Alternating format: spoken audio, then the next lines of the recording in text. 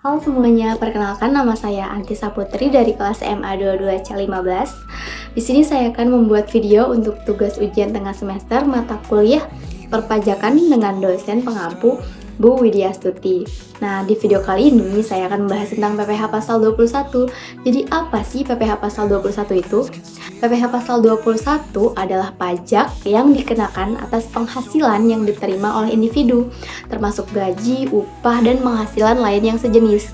Pajak ini dipotong oleh pemberi kerja dan dilaporkan kepada Direktorat Jenderal Pajak. Selain itu, setiap individu wajib melaporkan pajaknya melalui surat pemberitahuan atau SPT tahunan. Dengan melaporkan SPT, wajib pajak dapat menghitung total pajak yang terutang dan mengklaim potongan atau pengembalian pajak jika itu diperlukan.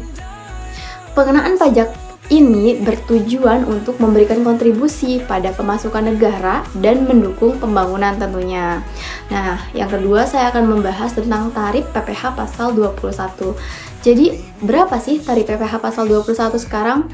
Tarif PPh Pasal 21 ini bervariasi berdasarkan jumlah penghasilan. Berikut adalah tarif yang berlaku saat ini, yaitu tarif yang berlaku tahun 2025. Yang pertama, ada penghasilan sampai dengan 60 juta per tahun, dikenakan tarif 5%. Lalu yang kedua, ada penghasilan dengan 60 juta hingga 250 juta dikenakan 15%.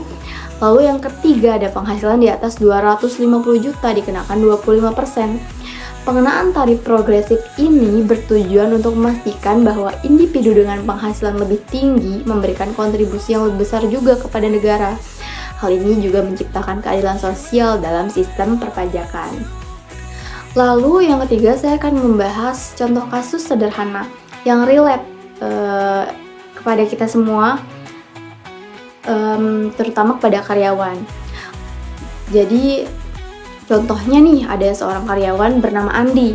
Nah, Andi ini bekerja di sebuah perusahaan bernama perusahaan XYZ misalkan. Satu bulannya ia mendapatkan gaji 5 juta.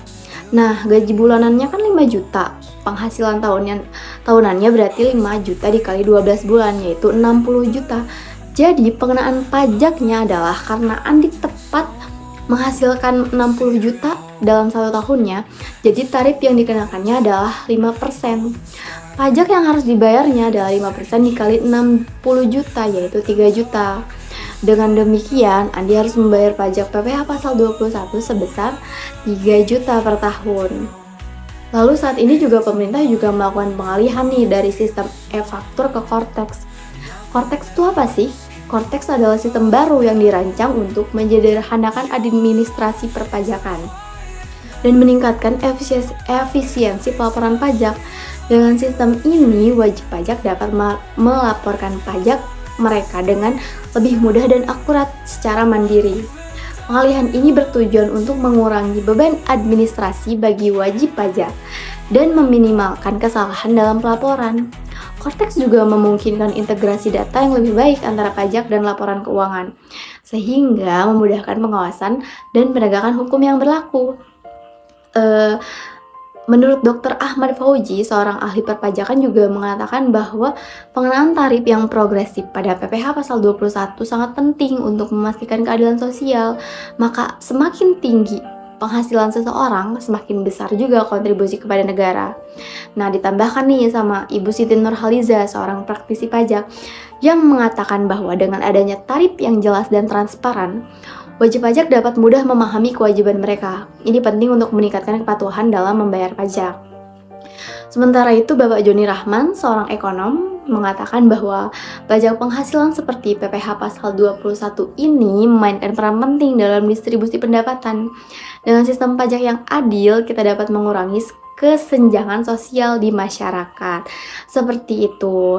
Nah, kan di video kali ini kita udah bahas lebih mendalam lagi tentang mulai dari tadi pengertian, tarif terbaru, contoh kasusnya, hingga tadi pengalihan sistem dari e-faktur ke Cortex. Lalu juga kita tadi sudah mendengarkan 3 pendapat para ahli mengenai pentingnya pajak ini. Nah, jadi PPh Pasal 21 ini bukan hanya sekedar kewajiban teman-teman, tapi juga kontribusi kita sebagai warga negara untuk membangun bangsa. Nah, dengan memahami pajak ini, kita dapat lebih sadar akan peran kita dalam masyarakat untuk pembangunan negara. Seperti itu teman-teman. Nah, mungkin cukup sekian pembahasan tentang PPh pasal 21 ini. Kurang lebihnya mohon maaf. Wassalamualaikum warahmatullahi wabarakatuh. See you. Ketemu lagi di video selanjutnya.